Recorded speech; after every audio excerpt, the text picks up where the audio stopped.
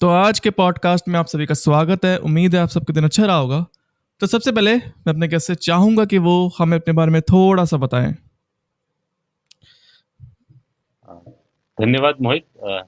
और आपके शो पे बुलाने के लिए बहुत-बहुत धन्यवाद। मैं संदीप सिंह बॉम्बे बेस्ड हूँ और मैं एडवर्टाइजिंग और मीडिया में रहा हूँ, बट 2006 से पुस्तकें लिखता हूँ। अभी तक कई विषयों पे पुस्तकें लिखी हैं और 10 और मेरी 11वीं और 12वीं पुस्तक है टेम्पल इकोनॉमिक्स वॉल्यूम 1 और 12वीं डिकेड फॉर मंदिर वॉल्यूम 2। तो जैसे कि आपने अभी बताया कि आपने जो भी दो लास्ट की जो बुक्स बताई आपने, टेम्पल इकोनॉमिक्स और अ डिकेड फॉर टेम्पल्स, मैं चाहता हूँ कि आप हमें एक बेसिक ओवरव्यू दे दें अबाउट दीज बुक्स कि what is the in books में ऐसा क्या है कि मतलब जो which makes these books different. So आजकल एक्चुअली कुछ सालों से भारत में टेम्पल इकोनॉमिक्स बहुत चर्चा में है और भारत ही नहीं, पूरी दुनिया में आजकल टेम्पल इकोनॉमिक्स की काफी चर्चा, एकदम बज़वर्ड बना हुआ है। तो क्या हुआ कि जब कोविड शुरू हुआ या चाइनीज वायरस जो, तब बड़ी दो घटनाएं हुई जिसने मुझे प्रेरित किया, मजबूर किया, मोटिवेट किया कि ये मैं पुस्तक लिखूं। पहली तो ये थी कि न केंद्र सरकार ने न किसी राज्य सरकार ने ये कहा कि पैसे की कमी है, लेकिन फिर भी कई राज्यों ने शुरू किया कि भाई मंदिर से पैसे ले लो, और उसमें कई सारे हिंदू भी जुड़े कि पैसे ले लो, मंदिर में पैसे का क्या काम। यहाँ तक कि तमिलनाडु गवर्नमेंट ने तो एक ऑर्डर भी ले आया था कि कुछ करोड़ रुपए मंदिरों को बोला कि सरकारी खजाने में जमा करें, जो बाद में कुछ लोग कोर्ट में गए तो उनको वो ऑर्डर विड्रॉ करना पड़ा। तो एक तो मुझे ये लगा कि लोगों को समझ में नहीं आता है कि टेम्पल इकोनॉमिक्स चीज क्या है। और दूसरी एक चीज हुई कि जिस पे बहुत ध्यान या चर्चा नहीं हुई, वो ये थी कि कई लोग जो है कई किलोमीटर तक पैदल अपने घरों तक गए, कई 100 किलोमीटर तक। अकेले ही नहीं, परिवार के साथ सामान लेके भी गए। तो मैंने ये सोचा कि ये हिम्मत कहाँ से आई लोगों में। एक तो बात होती है चलने की, दूसरे की आप इतना दूर चल के जाएंगे, आपका खाना कहाँ होगा, आप ठहरेंगे कहाँ, वो कैसे वो कॉन्फिडेंस आता है उन लोगों में, जो हम इतने पढ़े लिखे लोगों में नहीं है, स्टेमिना के अलावा। और एक चीज समझ में आई कि हमारे देश में बरसों से, तो मतलब हजारों सालों से तीर्थ यात्रा का प्रचलन रहा है। लोग कई किलोमीटर चलते हैं, पहाड़ों पे चलते हैं, और कहीं ना कहीं वो इंस्पायर्ड रहता है। और उसको ये मालूम है कि हम अपने देश में चल रहे हैं, हम अपने लोगों के बीच में चल रहे हैं, तो कोई हम लूट पाट नहीं करेगा, हमें ठहरने की जगह देगा, भोजन देगा। और रास्ते भर में उनको मंदिरों से भोजन मिला, ठहरने की जगह मिली। तो मुझे ये दो चीज़ों ने बहुत प्रेरित किया कि मैं इस पुस्तक को लिखूं और लोगों को बताऊं कि एक्चुअली टेम्पल इकोनॉमिक्स क्या है और उसकी क्या ज़रूरत है, और हमें मंदिरों के लिए क्या करना है। कि तो व्हेन वी जब भी हम इकोनॉमिक्स वर्ड सुनते हैं तो नॉर्मली क्या होता है कि हमारे दिमाग में देश की अर्थव्यवस्था या ऐसी चीज़ें दिमाग में आती हैं। इकोनॉमिक्स, प्रॉफिट लॉस, ये सब टर्म्स दिमाग में आती है। तो नॉर्मली इकोनॉमिक्स वर्ड्स सुनते हैं तो टेम्पल इकोनॉमिक्स जनरली दिमाग में नहीं आता नॉर्मली। तो मैं जानना चाहता हूँ कि ये temple economics from your perspective कि इसकी डेफिनेशन क्या है, इसका मीनिंग क्या है। हाँ, तो पहली चीज़ ये समझें कि आजकल हम ज़्यादातर लोग कंफ्यूज हो जाते हैं कि जो टेम्पल रेवेन्यू है उसको टेम्पल इकोनॉमिक्स से कंफ्यूज करते हैं। टेम्पल रेवेन्यू वो है जो चढ़ावा चढ़ता है मंदिरों में, या मंदिर में लोगों ने दान दिए हैं जमीन, उस पर दुकानें बनी हैं, या कहीं कहीं खेत हैं तो उनको रेंट पे देते हैं, उनसे जो पैसा आता है वो टेम्पल रेवेन्यू है। टेम्पल इकोनॉमिक्स बहुत बड़ी चीज होती है। अ, और हमारे देश में अगर आप देखेंगे तो जो विज्ञान है, आयुर्वेद है, मैथमेटिक्स है, हस्तकला है, हैंडीक्राफ्ट बोलिए, संगीत, नाटक, नाट्य, हर चीज जो है मंदिर से निकली है। और ये सारी चीजें निकलती हैं, जब हस्तकला निकलती है फिर उनसे जो अर्थ जनरेट होता है वो टेम्पल इकोनॉमिक्स होता है। तो इसका आयाम बहुत ज्यादा बड़ा है। उसको सिर्फ कितने लोग मंदिर आए, कितने लोग होटल में रहे, उससे जोड़ के देखना संकुचित तरीका होगा। तो अगर मैं डिफ्रेंशिएट करना चाहूँ टेम्पल इकोनॉमिक्स को फ्रॉम ट्रेडिशनल मार्केट इकोनॉमिक्स, तो किस तरीके से हम कर सकते हैं। हाँ, बड़ा अच्छा सवाल है। जो कंसेप्ट है जीडीपी का, जिससे हम इकोनॉमिक्स मेजर करते हैं कि इस कंट्री की इकोनॉमी कितनी स्ट्रांग है, वो 1930s का वर्ड है। और तो उसके पहले क्या देश में इनकम नहीं थी या उसको कैसे मेजर किया जाता था? तो अर्थव्यवस्था तो उससे भी पहले थी भारत की कम से कम, क्योंकि यूरोप और अमेरिका का बहुत देर से विकास हुआ है अगर हम सिविलाइजेशनल टर्म्स में देखें। लोगों को जनरली ध्यान नहीं आता है कि अमेरिका सिर्फ 400 साल पुराना देश है। हमारे यहाँ 400 साल पुराने पुराने शहरों में चले जाएं तो आपको धोबी की दुकान भी मिलेगी, नाई की दुकान और हलवाई की दुकान भी मिलेगी। तो हमारे यहाँ समय बहुत लंबा है, काल बहुत लंबा है। और अर्थव्यवस्था तो उससे पहले भी थी। ऐसा तो नहीं है कि जीडीपी टर्म कॉइन नहीं हुआ था तो देश में अर्थव्यवस्था नहीं थी, या भारत को तो सोने की चिड़िया कहा जाता है। तो हम कई वर्षों से रहे हैं। और अंतर जो मेन है, आपको एक चीज बताता हूँ कि जीडीपी एक मेजर हो गया इकोनॉमी को मेजर करने का। और हर चीज को हम क्या कंट्रीब्यूट कर रहा है, तो अगर लड़ाई हो रही है उससे चीजें तहस नहस होंगी और फिर उसको वापस उस बिल्डिंग को बनाएंगे, तो जीडीपी में कंट्रीब्यूट कर रहा है वॉर भी। क्योंकि जो मशीन बन रही है, गोलियां चल रही है, मशीन गन्स बन रहे हैं, वो सब कंट्रीब्यूट कर रहे हैं। बट क्या हम उसको वाकई में इकोनॉमी का हिस्सा माने? और मैं आपको एक विभत्स और एक इससे भी घृणित तरीके चीज बताता हूँ। आईएमएफ की रिपोर्ट, जिसको मैंने पुस्तक में कोट भी किया है, उनकी एक समस्या उन्होंने लिखी कि यूरोप का हर देश जो है वेश्यावृत्ति से कितना जीडीपी में कंट्रीब्यूशन आया उसको सही तरीके से रिपोर्ट नहीं करता। अब ये स्थिति हो गई है कि हमको शायद खून और बलात्कार से भी अगर इकोनॉमी में कंट्रीब्यूट होता है तो हम कैलकुलेट करें कि जीडीपी का हिस्सा है। जबकि मंदिर आधारित अर्थव्यवस्था में ये चीजें नहीं होती हैं। आपको समझ ध्यान दें तो आपको याद आएगा कि हम सिर्फ लाभ नहीं लिखते हैं, हम शुभ लाभ लिखते हैं। वो क्वालिफाई होता है कि अगर ये खून चूस के पैसा कमाया गया है तो वो शुभ नहीं है, वो लाभ हमारे यहाँ एक्सेप्टेबल नहीं है, वो लाभ लोभ हो जाता है। तो हमारे यहाँ जो है व्यापार के तरीके या अर्थ के तरीके हमारे धर्म शास्त्र से आते हैं, वो धर्म पे आधारित हैं। और धर्म के तरीके से, धर्म यानी कि जो सही तरीका है जिससे किसी का नुकसान नहीं होता और किसी का बुरा नहीं होता, उससे कमाएं। तो ये बहुत बड़ा इंपॉर्टेंट डिफरेंस है मंदिर आधारित अर्थव्यवस्था का आज की मॉडर्न जीडीपी बेस्ड अर्थव्यवस्था से। ओके, तो अगर मैं जैसे अपने धर्म की थोड़ी-सी बात हुई है कि रिलीजन के कई मतलब निकाले जाते हैं from different point of view. मेरे लिए रिलीजन कुछ और हो सकता है, आपके लिए कुछ और हो सकता है। बट मैं आपके पर्सपेक्टिव से जानना चाहूँगा कि what is religion from your perspective? हाँ, देखिए, रिलीजन और धर्म दो अलग शब्द हैं। इसको जैसे कई शब्दों के साथ हम लोगों ने कंफ्यूजन किया कॉलोनाइज देश के बाद, ब्रिटिश आने के बाद से। और आजकल धर्म और रिलीजन में क्या डिफरेंस है, इस पे बहुत सारे लिटरेचर हैं, किसी को भी इंटरनेट पे जाना। मैं बेसिक बताता हूँ। रिलीजन वो है जिसको हम कहते हैं कि किताब पे आधारित जो रिलीजियस है, जैसे क्रिश्चियनिटी है, इस्लाम है, जूडिज्म है। और हम हमारा धर्म जो है वो हिंदू धर्म है, जो किसी एक पुस्तक पर आधारित नहीं है, जो सनातन भी कहते हैं हम, जो कि चिरंतन सत्य है और हमेशा रहेगा। क्योंकि सूरज को रोशनी देना सूरज का धर्म है, वृक्ष का धर्म है कि वो कार्बन डाइऑक्साइड एब्जॉर्ब करके हमें ऑक्सीजन देगा, तो वो धर्म है। जो सही करना है वो धर्म है। तो ये बेसिक डिफरेंस है रिलीजन और धर्म में। और मैं यहाँ से आता हूँ, या आपने जैसे कहा कि मेरा पर्सपेक्टिव क्या है, कि जो सही है वो धर्म है। ओके, तो अगर रिलीजन की हम बात करें, what's your perspective on the role of religion in the economic development of the nation? हाँ, देखिए, मैं भारत के पर्सपेक्टिव में बात करूंगा कि धर्म का क्या कंट्रीब्यूशन रहा है। और मैं आपको एक एग्जांपल देके बताता हूँ। अब दुनिया के कुछ पुराने, सबसे पुराने शहर जहाँ लगातार सभ्यता बसी रही है।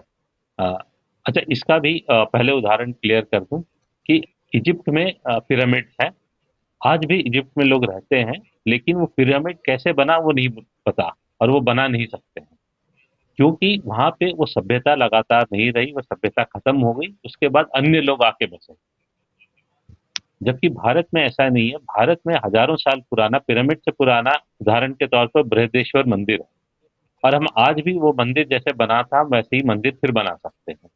क्योंकि हमारे पुरखों से वो नॉलेज, ज्ञान जो है हमें पीढ़ी दर पीढ़ी मिलता रहा है।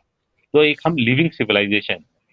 तो अगर हम कहें दुनिया के सबसे पुराने लिविंग सिटीज कौन से हैं, तो उनमें चार पांच नाम आएंगे। वो होंगे पुष्कर, उज्जैन, काशी या वाराणसी, जिसको कहा ही जाता है older than history, Rameswaram, Ujjain. और आप देखें यहाँ पे कोई इंडस्ट्री नहीं है आज भी। तो ये बसे कैसे हैं, इतने दिन तक जीवित कैसे रहे ये शहर? जीवित इसलिए रहे क्योंकि यहाँ सब जगह मंदिर है, यहाँ पे मंदिर आधारित अर्थव्यवस्था थी। और मैं इसको आपको डिफरेंशिएट करता हूँ मॉडर्न इकोनॉमी से। डेट्रॉयट एक शहर है अमेरिका में, जिसको कहा जाता था सिटी ऑफ मॉडर्न इकोनॉमी और मॉडर्न इंडस्ट्री, क्योंकि सबसे पहले कार वहां बननी शुरू हुई थी। मोर टाउन ऑफ द वर्ल्ड भी कहा जाता था। तो कार बननी शुरू हुई, आसपास के और शहर बसे जिनमें एंजिलरी यूनिट्स बनी। अब आप सर्च करेंगे रस्ट बेल्ट ऑफ यूएसए, तो डिट्रॉयट का नाम आता है और उसके आसपास की जगह का। क्योंकि कार जो थी, अब उसके बाद जापान, कोरिया, भारत, अलग अलग देशों में सस्ती बनने लगी, तो वो फैक्ट्रियां बंद हो गई। तो डिट्रॉयट को डाइंग सिटी भी कहा जाता है, उसकी आबादी कम हो रही है, वो मर रहा है शहर। तो मॉडर्न इकोनॉमी की चीजें हैं कि अगर उस प्रोडक्ट का सब्स्टिट्यूट आ गया, कोई और सस्ता बनाने लगा, तो वो शहर खत्म हो जाता है। अगर आप इंटरनेट पर सर्च करेंगे गोस्ट सिटीज, रशिया में मिलेंगे, चाइना में मिलेंगे, दुनिया के कई देशों में मिलेंगे, क्योंकि वहां पे इंडस्ट्रियल यूनिट की वजह से वो शहर बसे थे। अब वो प्रोडक्ट का यूज खत्म हो गया, कोई अच्छा रिप्लेसमेंट आ गया, कहीं और सस्ता बनना लगा, वो शहर मर गए। जबकि हमारे जो शहर मंदिर आधारित हैं, वो हजारों साल से चिरंतन चले आ रहे हैं। ये सबसे बड़ा इंपॉर्टेंट डिफरेंशिएशन है समझाने के लिए कि मंदिर आधारित अर्थव्यवस्था और रिलीजन या मॉडर्न बेस्ड इकोनॉमी में अंतर क्या है। अगर जैसे अगर from the last few years अगर हम देखें, पीपल आर गेटिंग रिलीजियस, काफ़ी रिलीजियस। मतलब पहले क्या था, 10 साल पहले अगर कांग्रेस की सरकार थी या कोई भी, अगर वैसे मैं कंट्रोवर्सीज में नहीं घुसना चाहता, बट वैसे बात को 10 साल पहले जब हिंदू को लेके मतलब इतना प्राउड फील नहीं किया जाता, बट 10 साल के बाद, अब जो 2014 के बाद, being a Hindu is I think cool word, कि मतलब कि आई एम ए हिंदू, हम प्राउड फील करते हैं।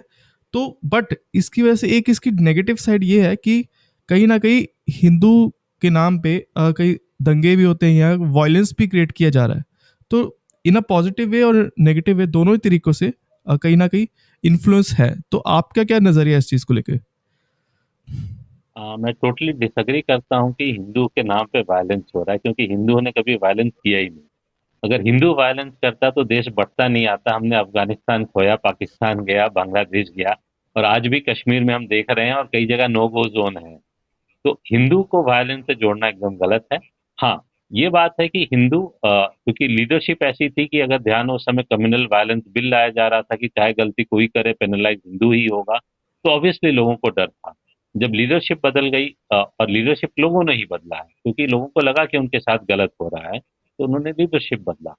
और उस हिसाब से आप देखें तो अब वो अपनी बात को जब दृढ़ता से रखता है कि हम, किताबों में या पिक्चरों में हमारे साथ अगर आप हमको गलत तरीके से दिखाएंगे तो हम ऑब्जेक्ट करेंगे। तो अब उसको लिया जाएगा कि हम प्रॉब्लम क्रिएट कर रहे हैं। अगर हम प्रॉब्लम क्रिएट कर रहे होते तो दुनिया में हिंदू कई जगह है, कहाँ समस्या है हिंदुओं की वजह से?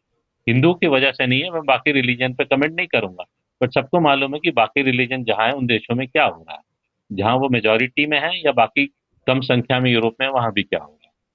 तो हिंदू कि जब जागृत हो रहा है तो कई चीजें हो रही हैं। हम अपने इंडियन नॉलेज सिस्टम की बात कर रहे हैं, जब हमारे साइंस बेस्ड सिस्टम था, जो हमारा ज्ञान था, हम उसके वापस क्लेम करने की बात कर रहे हैं। तो एक तरह से रिवाइवल है, हिंदुओं को अपने गौरवशाली इतिहास याद आ रहा है और उसको रिक्लेम कर रहे हैं। एक सर्वे के अकॉर्डिंग, आई थिंक एनएसएसओ सर्वे के अकॉर्डिंग, जो हिंदू टेम्पल इकोनॉमी है राइट नाउ, ये 3 लाख करोड़ की है, और $40 बिलियन की कह सकते हैं आप। तो how do temples contribute to a stronger economy and job creation? मैं चाहता हूँ कि अगर आप एग्जाम्पल के जरिए समझा सकते हो तो और बढ़िया होगा। हाँ, मैं बिल्कुल आपको उदाहरण से बताता हूँ। एक तो बहुत 3-4 लेवल के उदाहरण देता हूँ। एक तो जो सबसे कॉमन आता है कि अगर आप पढ़ेंगे, बहुत सारे रिपोर्ट है, मैंने मेरी पुस्तक में भी कोट किया है कि जहाँ-जहाँ मंदिर है वहाँ पर जो होटल्स हैं, वहाँ पे कोई सीज़नैलिटी का इम्पैक्ट नहीं होता है। जैसे बॉम्बे, दिल्ली में भी होटल्स हैं, वहाँ पे सीज़नैलिटी का इम्पैक्ट होता है। किसी सीज़न में काफ़ी ऑक्यूपेंसी होती है, कई सीज़न में कम होती है। अगर लेकिन धार्मिक स्थलों में जो होता है कि वहाँ पे कभी भी रिसेशन नहीं होता है होटल में। यहाँ तक कि जो एयरलाइन फ्लाई करते हैं, उनकी सीट हमेशा फुल रहती है, अगर वो धार्मिक स्थानों की तरफ जा रहे हैं। तो आप देखेंगे कि जो बड़े-बड़े 5 स्टार होटल हैं आजकल हर धार्मिक स्थल में खुलते जा रहे हैं। दूसरा हम सरकार की तरफ देखें, तो सरकार कितने पैसे कमा रही है, धार्मिक सर्किट पे, रामायण सर्किट पे ट्रेन चला रही है। सरकार गंगा जल बेच रही है पोस्ट ऑफिस के थ्रू और उससे पैसे कमा रही है। यहाँ तक कि आपको एक अच्छा उदाहरण देता हूँ, एक पब्लिक सेक्टर कंपनी है एमएमटीसी, वो mineral and metal trading corporation of India. उनका काम है जो मिनरल्स भारत में होते हैं उनको ऑक्शन करना, और वो लॉस मेकिंग थी। उसके बाद वो तिरुपति बालाजी गए, उन्होंने वहाँ टाई अप किया और जो हम बाल चढ़ाते हैं अपने मंदिर में तिरुपति बालाजी में, उसका ऑक्शन करने लगे। तिरुपति मंदिर को भी फायदा हुआ और एमएमटीसी भी प्रॉफिट में आने लगी उसके बाद से। तो ये आज पब्लिक सेक्टर और सरकार जो है मंदिर पे इस कदर आधारित है। लेकिन मेरा यहाँ पे एक दूसरा मत भी है कि ये बहुत गलत मैं मानता हूँ कि मंदिर को इकोनॉमी का जरिया देखा जा रहा है। मंदिर पैसे उगाने का जरिया नहीं है, प्रॉफिट सेंटर नहीं है, उसके लिए इंडस्ट्रीज है। मंदिर का काम होता है कि वो आपको ऐसी ऐसी चीजें देती थी, हमारे यहाँ ज्ञान का जरिया थी। जैसे हमारे कहाँ आर्ट क्राफ्ट हैंडीक्राफ्ट सब आता है, हम कई बिलियन डॉलर का हैंडीक्राफ्ट एक्सपोर्ट करते हैं, जो इस टेम्पल इकोनॉमी में इंक्लूड नहीं किया जाता है क्योंकि हम भूल गए हैं कि हैंडीक्राफ्ट भी मंदिर से ही आया है। और तीसरी चीज कि जब हम मंदिर से प्रॉफिटेबिलिटी जोड़ देते हैं तो फिर मंदिर का भक्ति भाव चला जाता है। मैं आपको बताऊं कि कई जगह गौशाला बंद कर दी गई मंदिर में क्योंकि वो प्रॉफिटेबल नहीं है। अब इसलिए गौशाला नहीं चलाई जाती, मंदिर भक्ति का केंद्र है। उससे अगर आपको पैसे आते हैं तो बहुत अच्छा, वो बाई प्रोडक्ट है। ये हम बहुत गलत दिशा में जा रहे हैं जहां हम उसको मेन प्रॉफिटेबल सेंटर बना के देख रहे हैं। उसके बाद धर्म यहीं से खत्म होने लगता है अगर हम उसमें सिर्फ पैसे ढूंढने लगे और भक्ति भाव चले जाए। मंदिर भक्ति का केंद्र है, भक्ति का ही केंद्र बना रहना चाहिए, और उस पे धर्म बचा रहेगा तभी धर्म आधारित अर्थव्यवस्था बची रहेगी। नहीं तो सिर्फ जो मैंने आपको शुरू में उदाहरण दिया लाभ और लोभ का, कि हम प्रोस्टिट्यूशन का भी पैसा इकोनॉमी में आ रहा है तो वो भी जोड़ने लगे, तो हमें उस रास्ते पे नहीं जाना है, ये ध्यान रखने की जरूरत ओके, तो अब थोड़ा सा फिनेंशियल क्राइसिस की बात करना चाहूँगा कि जितने भी टेम्पल्स होते हैं, how do they handle financial crisis, और कौन कौन सी स्ट्रैटेजीज को फॉलो करते हैं टू रिकवर फ्रॉम इकोनॉमिक डाउनटर्न्स? देखिए, ऐसा है कि मंदिर में कभी रिसेशन नहीं आता है। मैंने बुक में केस स्टडीज भी दी है कि यहाँ चाहे जितनी भी भारत में कभी भी कमी रही हो, बाहर मंदिर में कभी रिसेशन नहीं रहा। दूसरी बात जो मैंने अभी कहा कि मंदिर प्रॉफिटेबल सेंटर नहीं है तो वो कोई स्ट्रैटेजी डिप्लॉय नहीं करते हैं। अ, मंदिर का जो कंट्रीब्यूशन होता है, मैं आपको उसका सुंदर उदाहरण और एक देता हूँ। अ, अगर आपने देखा होगा आजकल शहरों में रहते हैं आप, तो हमारे जो ट्रेडिशनल फूल फल सब्जियां थे वो आने बंद हो गए। अब आज का अमरूद भी आता है, वो एक अमरूद 1 किलो के साइज का मिलने लगा है, और उसका कोई स्वाद नहीं होता है क्योंकि उसको किसी सैंडविच में डालना होगा। किसी जैसे टमाटर, देसी टमाटर अब आने खत्म हो गए। एक बड़े से टमाटर आता है क्योंकि एक यूनिफॉर्म शेप का होना चाहिए, क्योंकि उसको किसी मल्टीनेशनल सैंडविच में बराबर से कट के डालना है। उसमें ना कोई टेस्ट है, ना रंग है, कुछ नहीं है। तो हमारे देश में अ, सिर्फ वही फल फूल बचे हुए हैं आज की तारीख में जो मंदिर से जुड़े हुए थे, बाकी सब विलुप्त होते जा रहे हैं। तो जैसे बताऊं, आलू है, टमाटर है, फूल गोभी है, पत्ता गोभी है, ये भारत की सब्जियां नहीं है, और पूरी या मथुरा के मंदिर में ये प्रसाद में काम नहीं लाई जाती। तो हमारे जो ट्रेडिशनल फल फूल बचे हुए हैं, क्योंकि वो मंदिरों में प्रसाद में काम आता है, इसीलिए बचे हुए हैं। आपको सुन के आश्चर्य होगा कि कभी इस देश में कई लाखों प्रजातियां होती थी चावल की, जो 2 सेंटीमीटर पानी में भी उगती थी और 12 इंच के पानी में भी उगती थी, जो 2 महीने में उग सकती थी, जो 12 महीने में उगती थी, हर तरह के वातावरण के लिए। लेकिन जब ग्रीन रिवॉल्यूशन आया, उसकी अपनी नीड थी, बट हाइब्रिड वैरायटी में सब वैरायटीज मर गई। अब सब एक ही वैरायटी रहने से क्या होता है कि अगर कोई रोग लगता है तो सारे पेड़ मर जाते हैं, क्योंकि एक ही वैरायटी के उनमें रेजिस्टेंस नहीं होती है। अलग अलग वैरायटी के होते हैं तो एक वैरायटी मरेगी, बाकी वैरायटी बची रहेगी। इसलिए इस देश में खाने की कमी नहीं रही। अब क्या हो गया कि ग्रीन रिवॉल्यूशन की वजह से हाइब्रिड वैरायटी की खेती होने लगी। अब जैसे उड़ीसा में जाएंगे तो करीब वहां जितनी भी प्रजातियां बच गई हैं चावल की, वो इसलिए बची हैं कि भगवान जगन्नाथ को अलग अलग चावल का रोज भोग लगता है। अब उसका इकोनॉमिक इम्पैक्ट या साइंटिफिक इम्पैक्ट देखिए। भारत को अगर वो प्रजातियां बचानी है तो Indian council for agriculture research ICAR बनाएगा, वो फिर चावल की प्रजातियां बचाएगा, जबकि यहाँ प्रजातियां मंदिर ही बचा रहा है, वो भी एक लैबोरेटरी का काम कर रहा है। तो हमारे यहाँ जैसे मैंने कहा कि साइंस जो है मंदिर से ही आते थे। आपको शायद 2 उदाहरण देता हूँ कि जो रसायन किताब लिखा या हिंदू केमिस्ट्री डॉक्टर पीसी रे ने लिखी, जब वो लिखना जा रहे थे तो ओरिजिनल पुस्तक ढूँढ रहे थे कहाँ मिलेगी तब, क्योंकि हमारे यहाँ इतनी लाइब्रेरीज़ जलाई गई, हमारे यहाँ से इतने लिटरेचर अंग्रेज और फ्रेंच और जितने भी आए थे पोर्तुगीज़ लेके गए, और उन्होंने खुद लिखा है कि जहाज भर-भर के यहाँ से स्क्रिप्चर्स लेके गए, तो बहुत कम जगह स्क्रिप्चर्स बची थी और एक कॉपी उनको रघुनाथ मंदिर में मिली और उसकी वजह से हिंदू केमिस्ट्री पूरी लिखी गई, हमारा इतिहास हमको प्राप्त हुआ। जगदीश चंद्र बोस जो अपने समय के या आज तक के सबसे बड़े वैज्ञानिकों में गिने जाते हैं, उन्होंने जब अपना लैब बनाया साइंटिफिक लैब तो उसका नाम रखा बासु विज्ञान मंदिर, क्योंकि अंग्रेजों के समय मंदिर में उतनी क्षमता नहीं थी तो भी उन्होंने बाहर बनाया, बट उसका नाम उन्होंने मंदिर रखा क्योंकि हमारे यहाँ विज्ञान मंदिर से आता है। तो जब विज्ञान आता है, हस्तकला आती है, वो सब अर्थव्यवस्था में जुड़ते हैं और इस तरह से मंदिर इकोनॉमी को कंट्रीब्यूट करता है। तो मंदिर प्रिजर्व करता है, जनरेट करता है, बट प्रॉफिट सेंटर जैसा नहीं देखा जाना